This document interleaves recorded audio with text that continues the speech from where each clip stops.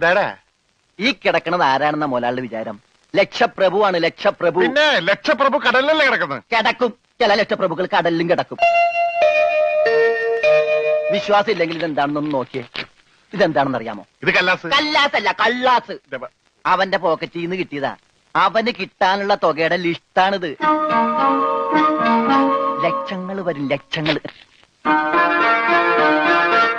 ഇവന്റെ മുഖം കണ്ടാൽ അറിഞ്ഞൂടെ ഇവൻ ചിക്കിലുള്ള വീട്ടിലെ പയ്യനാണെന്ന്.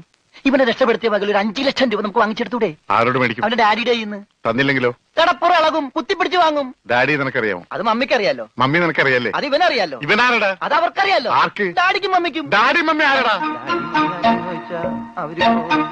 ഇവൻ ആരാണെന്ന് അറിയാതെ അവരാരാന്ന് ചോദിക്കാൻ പറ്റുമോ? ഇവൻ ആരാന്നറിയാൻ ഒരു ഐഡിയ.